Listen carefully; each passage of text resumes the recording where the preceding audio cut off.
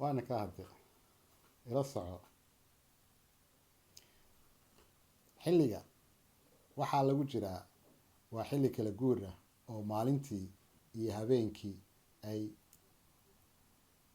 isi soo gaareen.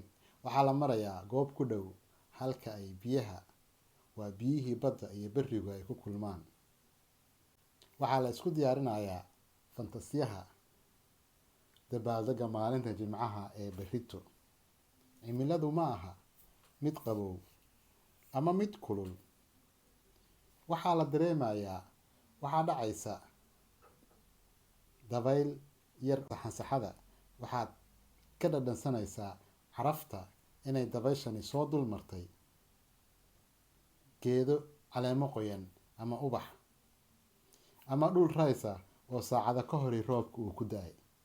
Goobtu waa halkee? Maalintuse waa maalintee? Waqtiga lagu jirina waa goorma?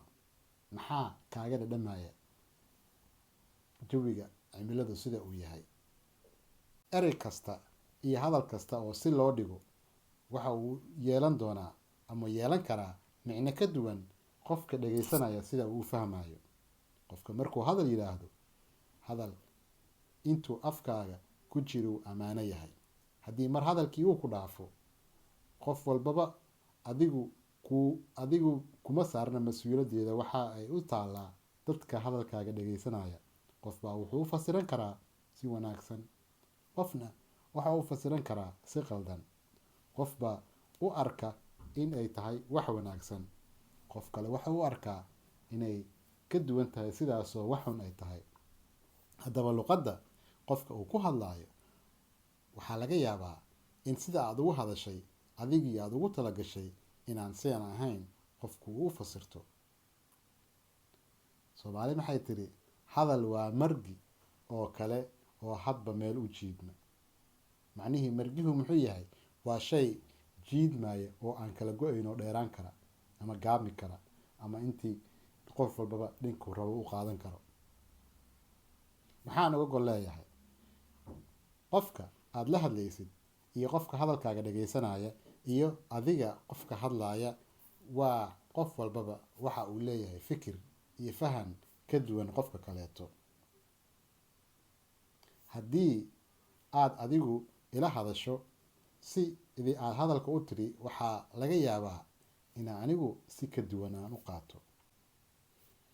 Sheekada aan ku bilaabay oo ahayd in xilliga la joogaa ay tahay xilli kala guur ah oo maalintii iyo habeenkii ay soo galayaan. Waxay noqon kartaa in ay tahay habeenkii laga soo gudbay oo maalintii loo soo gudbi rabo. Waxay noqon kartaa in maalintii laga soo gudbay oo gabaldhac tahay oo qorraxdii ay sii dhacayso habeenkii loo soo gudbayo. Markii aan idhaahdo waxaa lagu jiraa xilli kala guura, macnaheedu maxay noqon kartaa? Inta u dhaxaysa harkii iyo habeenkii. Maalintii ayaa harka waa maalintii. Xilliga kala guurka ee maalintii iyo habeenkii waxay noqon kartaa ayadoo maalintii laga yimid oo habeenkii loo socdo, ama habeenkii laga yimid oo maalintii loo socdo. Marka haddii aan idhaahdo waxaa lagu jiraa xilli kala guur ah, macnaheedu adigu waxaa laga yaabaa inaad u fahantid waa maqrib oo qorraxdu ay sii dhacayso. Qof kale wuxuu u fahmi karaa inay tahay waa berigii oo qorraxdu soo baxayso. Markaan idhaahdo waxaa lagu guda jiraa xilli kala guur ah oo maalintii iyo habeenkii ay kala guurayaan, macnaheedu labada dhinacba waa loo qaadan karaa. Marka hadal nin si uu yiri ninna si uu qaaday. Waxaa la marayaa goob ku dhow halka badda iyo berigu ay iska galaan. Marka aan leeyahay halka badda iyo berigu ay iska galaan, maxaad u qaadan kartaa? Maxaanse ula jeedaa anigu? Badda iyo berigu meelo badan bay iska galaan. Dhulku wuxuu ku dhammaadaa meesha ugu dambeysa ee ku dhammaado waa baddi. Laakiin waxaa dhici karta in baddu ay ku dhammaato oo ay noqoto dhulkii. Xaggee iska galaan badda iyo berigu? Labada dhinacba qof walba sibuu u qaadan karaa. Waxaa la isu diyaarinayaa fantasiyaha maalinta Jimcaha. Maalintee lagu jiraa? Maxaad ka fahmaysaa hadalkayga oo ka dhadhansanaysaa markaan idhaahdo waxaa lagu jiraa fantasiyaha maalinta Jimcaha? Maxaan ula jeedaa oo la isu diyaarinayaa? Macnaheedu ma galab khamiis ba mase waa habeen khamiisa oo waagi beri rabo. isla sidii ayay sheekadu ay kusoo laabanaysaa, hadalkuna sidaas ayuu isugu soo noqnoqonayaa. cimiladu ma aha mid kulul ama qabow. marka aan idhaahdo cimiladu ma aha mid kulul ama mid qabow, waxaa dhacaya saxansaxo aada u macaan oo aad ka dareemaysid udgoonka iyo cuduraha kasoo baxaya ubax ama caleemo qoyan ama dhul raysa oo roobka ku da-ay saacado ka hor. meeshaas waxaad ka sawiran kartaa waxyaalo qofka qoraaga ah markaasi uu kelmadahan uu qoray uu ku iftiininayo in aad goobtii adigu aada joogtid oo kaleeto. qof walbaba wuxuu u qaadan karaa goobtaasi inay tahay goob isaga maskaxdiisa ku dhex taalla. qofka qoraaga ah markii kelmadan uu qorayay muxuu ula jeeday? wuxuu ula jeeday uuna tusinayay in uu nageeyo goobta halkaas oo asaga uu joogo. qofka qoraaga ah oo kelmadahan u qorayay waxay dhici karta in islamarkaa uu qoraayo in aysan ahayn waxa maskaxdiisu uu ku cabirayo in wax jira ay tahay, oo laakiin ay tahay arrin khayaali ah oo asagu hal abuurka markaasi maskaxdiisa uu ka abuurtay. sidaa daraaddeed qofka qoraaga ihi wuxuu rabaa in uu ku geeyo adiga akhristaha ah ama dhagaystaha ah ama daawanaya, in uu ku geeyo halkii markaa maskaxdiisu ama dareenkaygu uu taagnaa. maanta anigu haddii aan qoro waxa aan dareemayaa saxansaxo udgoon badan oo laamaha dhirtu ay ka da-ayso dhibco geeduhu roobkii ku da-ay daraaddiis dhulka rayska udgoonka kasoo baxaya aad ka dareemaysid carafta sida ay kuu saameynayso, ama aad arkaysid shimbiraha heesahooda dhawaqa ka dhacaya, ama aad maqlaysid shanqarta shinnida ee ubaxa furaysa. halkaas maxaad ka dareemaysaa inaan joogo meel roob ka da-ay. oo haddaba qofka hal abuurka ah markii uu qoraayo sheeko uu raba inuu qoro oo dadka uu u gudbiyo, marka waxa ugu muhiimsan ee uu rabaa inuu gudbiyo fikirkiisa asaga markaas maskaxdiisa ku gudbino kasoo bixiyo, uu duldhigo waraaqda qalinka uu wax ku qoraayo ama kombyuutarka ama waxay doontaba ahaatee ama loox uu ku qoraayo, si qofka akhrisan doonaa wixii qalbigaaga ku jiray bannaanka usoo dhigtid, qofkii akhrisan lahaana uu akhristo dabadeedna wixii adigu markaas maskaxaada ku jiray aad ka fikiraysay dadka kale ay kula fahmaan. hal abuur haddii aad tahay oo aad qortid, wixii aad qorto waxaad og tahay in qof kaleetu uu akhrisan doono. qofka akhrisanaya muxuu ka fahmayaa? siduu u fahmayaa? siduu u qaadanayaa? mararka qaarkood markii aad akhrisid qof qoraalkiisa waxaa kuusoo baxaysa qofkani qof noocee u yahay, muxuu ku fikirayay, halkuu taagnaa. inta badan abwaanadu marka ay wax ka hadlayaan waxay ka hadlaan isla xilligaas, goobtaas, waqtiga uu joogo, maalinta ay tahay wax waaqica ee dhacaya. waxay doontay ku saabsanaan kartaa munaasabad ayay ahaan kartaa, qof dhalashadiisa loo dabaaldegayo dadku faraxsan yihiin. waxay ahaan kartaa fantasiyo gaara oo dadku isku diyaarinayaan maalinta jimcaha ah, dadku ay u diyaar garoobayaan khudbada salaada, qaarkood u labisanayaan oo qubaysanayaan. habeenkii ee dumarku ay isku diyaarinayaan oo dhahayaan berritooda waa jimco oo waa maalintii fantasiyaha, ama raggu ay isku diyaarinayaan garka feereysanayaan ama cijiyaha jaranayaan. waad ogtahay inay tahay maxay tahay maalin jimco ah. abwaanku muxuu ka hadlay? wuxuu ka hadlay waxaa la isku diyaarinayaa fantasiyaha maalinta jimcaha. markuu yiri maxay tahay macnaheedu?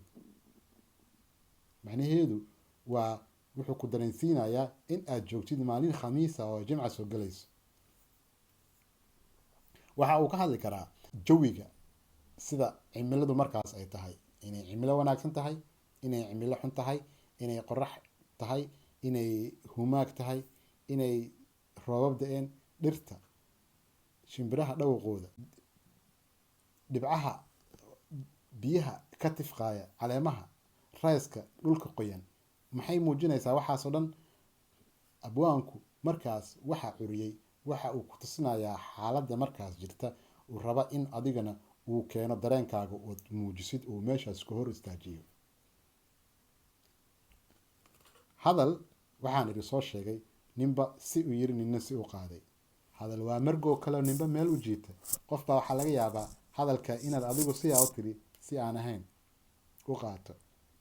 hadal sheeko uu qof wado ayaa waxaa laga yaabaa inay aada kula dhadhamayso, sheekadu aada u macaanaysanayso, ay kula macaan tahay, oo leeda alla qofkan sheeko macaana oo hadal wacana, qofkan kaleetan uu yidhaahdo niyo ninkan iska hadlaayo muxuu rabaa waxaan iska hadlaayo, waxba kama fahmin be.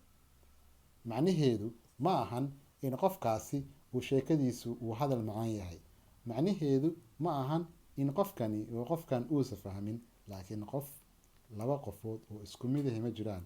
qof walbaba si ayuu u fahmi karaa hadalka qofka kaleeto. marka abwaanku ama qofka qoraaga uu ka sheekeynayo uu isku dayayo inuu ku fahamsiiya cimilada xilliga lagu jiro, oo ku leeyahay waxaa lagu jiraa xilli kala guura oo habeenkii iyo maalintii ay kala guurayaan, macno badan ayay ku salaysan tahay. waa soo sheegay oo waxay noqon kartaa habeenkii oo sii dhammaanayo oo maalintii waagu soo baryayo, ama maalintii oo sii dhammaanaysa oo gabalkii dhacayo oo qoraxdii ay sii dhacayso habeenkii uu soo galayo. waa kala guur.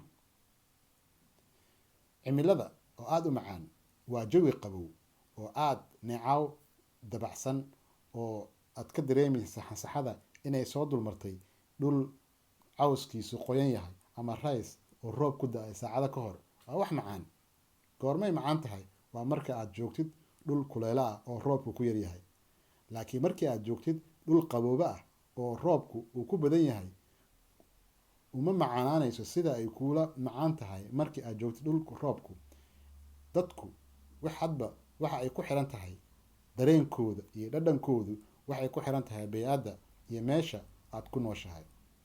haddii aad ku nooshahay dhul qaboobo ah oo mar walbaba roobku iska do-o oo dhirtu mar walbaba ay cagaaran tahay, macnaheedu ma aha in roobku wax fiican uusan ahayn dhirtu soo bixiyo, laakiin waxaad mar walbaba u aragtaa wax wanaagsan marka aad qoraxda ay soo baxdo, iftiinka qoraxda jirto ee kuleelka jirto, ayaa dadku waxay yidhahdaan maantu waa maalin jawigeeda fiican yahay oo qorax ayaa iftiimaysa oo cadceedda ayaa soo baxday oo dhulku wuu qalalan yahay, cirkuna waa blue. macnaheedu waa maxay? waa maalin fiican. laakiin markii cirku uu blue yahay maalinkii sanadkii oo dhan oo aadan arag wax daruura uusan cirku uusan lahayn oo roobku ugu yaryahay, oo maalintii oo dhan oo cirku uu blue yahay, waxaa jawigu uu fiicnaanayaa markii ay daruuruhu yimaadaan oo hogaan ay tahay oo laleeyahay maantu waa hogaan oo jawigu wuu fiican yahay, waxaa laga yaabaa roob inuu do-o. waa maalin fiican. saxansaxo udgoon, dabaysha, roobku dhulku qoyay iyo saxansaxada markaas aad arkaysid ayaa waxay tahay wax wanaagsan, oo waa jawi fiican markii aad meel kulul joogtid. laakiin markii aad meel qabow joogtid waxaa fiican kuleylka, markii aad meel kulul joogtidna waxaa fiican qabowga. marka adduunku sidaas sideedaba waa harka labadiisa gelin ee Soomaalidu tiraahdaa. marna waa hameen, marna waa maalin. harka labadiisa gelin waxaan ula jeedaa maanta wixii adiga haday kula jooga oo aad faraxsan tahay, waxaa laga yaabaa qof kaleeto inuu murugaysan yahay. qofkan maanta faraxsan hadduu murugan yahay waxaa laga yaabaa inuu berri faraxsan yahay. marka waa harka labadiisa gelin. adduunku dhanna wuxuu ka kooban yahay maalin iyo habeen. dadku maxay dhahaan cad iyo madow. marka soo dhawaada saaxiib, subscribe-kan haga iloobin, waa isla anagii.